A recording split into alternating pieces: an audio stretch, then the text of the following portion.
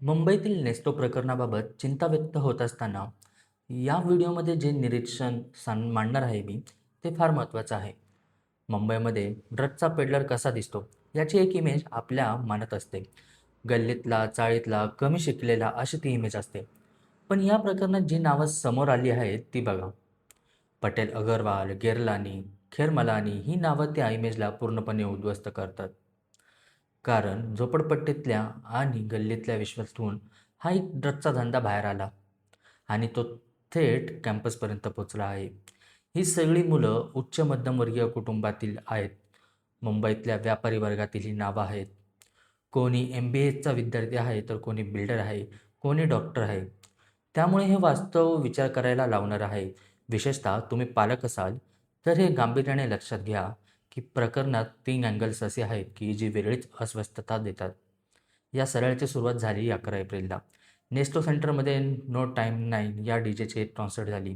तरुणांनी मोठी गर्दी केली. सरळे नियम धाब्यावर बसवून वनराई पोलिसांच्या नाक्यावर टिचून रात्रभर धिंगाणा झाला. त्याचा शेवट झाला तर 2 विद्यार्थ्यांचा मृत्यू झाला. दुसऱ्या दिवशी तपासात कळलं की ड्रगच्या ओव्हरडोसमुळे हा मृत्यू झाला आहे. या गोष्टी कळल्यानंतर नेस्टो प्रशासन आणि पोलीस थडबडून जागे झाले. तपास सुरू झाला. आत्तापर्यंत 12 जणांना अटक झाली आहे. शुक्रवारी महेश खेरमलानी उर्फ मार्क याला अटक झाली. हा सगळा प्रकार घडल्यापासून तो परदेशात निघून गेला होता. शुक्रवारी परतला तेव्हा मुंबई विमानतळावर पोलिसांनी त्याला अटक केली. तो परदेशात असताना तेथून हे रॅकेट सक्रिय होत होतं याचाही त्याला तपास होता.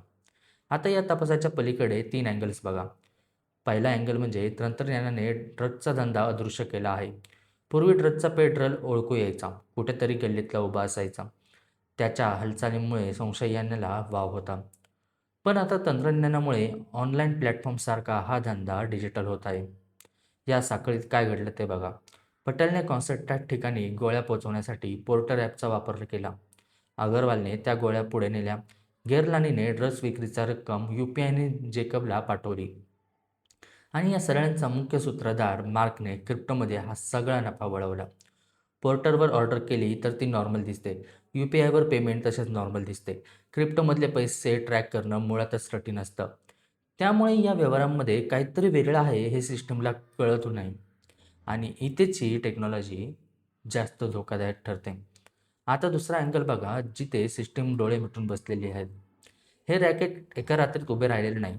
त्यामुळे प्रश्न पडतो की इव्हेंट आयोजकांना हे माहीत नव्हतं का? नेस्टो प्रशासनाला माहीत नव्हतं का? व्हेन्यू सिक्युरिटीला हे ठाऊक होतं का? कारण रात्रभर कॉन्सर्ट चाललेली. वनराई पोलीस स्टेशन इथून फक्त 5 मिनिटाच्या अंतरावर आहे. तरीही 2 मुलं ड्रग्जच्या ओव्हरडोसमुळे मृत्युमुखी पडतात आणि नाचक्की होईपर्यंत कोणी काहीच का बोलत नाही? जेव्हा नाचक्की झाली तेव्हाच नेस्टो प्रशासन आणि पोलीस जागे झाले का? त्यांचं जागं होणं म्हणजे जबाबदारी नव्हे तर केवळ एक प्रतिक्रिया आहे. आता एक तिसरा अँगल बघा. तुम्ही पालक असाल तर हा सर्वात महत्त्वाचा आहे. घरात नेमकं काय चुकलं हे समजून घेण्यासाठी या मुलांची वय आणि नावं बघा. विनीत गेरवालानी वय 22, दक्षिण मुंबईतील प्रतिष्ठित कॉलेजमधून नुकताच पदवीधर झालेला आहे. अगरवाल वय 22 वर्ष, MBAचा विद्यार्थी. आनंद पटेल वय 24, पेशाने बिल्डर. पांडे 24, MBAच्या दुसऱ्या वर्षाला शिकणारा. रोनक खंडेलवाल 25, MBAच्या अंतिम वर्षाचा विद्यार्थी. प्रश्न पडतो की या मुलांच्या घरात कोणालाच याबद्दल माहितीच नव्हती का? माहिती होतं पण दुर्लक्ष केलं का? MBA करताना त्यांनी ड्रग पेडलिंग सुरू केलं का? फास्ट मनी कमवण्यासाठी सुरू केलेला हा जोडधंदा होता का? याच प्रकरणात मृत्यू झालेली GRD ही पांडेची वर्गमैत्रीण होती. चौकशीत कळलं की GRIने ती आधीही या कॉन्सर्टमध्ये ड्रग्ज घेतले होते. म्हणजे हे ड्रग्ज घेणं तिच्यासाठी तर तिच्या संपूर्ण सर्कलसाठी नॉर्मल होतं. तिन्ही टप्प्यांवर आपल्याला एक गॅप दिसते. तंत्रज्ञानात गॅप आहे, घरात गॅप आहे आणि सिस्टीममध्ये सुद्धा एक गॅप आहे.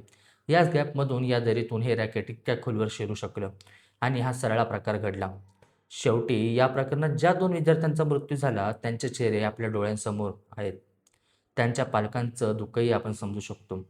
पण ज्यांना अटक झाली त्यांच्या घरीही कोणीतरी रात्र जागून काढत असेल. त्यामुळे या प्रकरणाकडे केवळ एक बातमी म्हणून बघून चालणार नाही. समाज म्हणून आपण यातून काय शिकतो हे जास्त महत्त्वाचं आहे. अशी प्रकरणं परत घडू नयेत म्हणून आत्तापासूनच काम होणं गरजेचं आहे.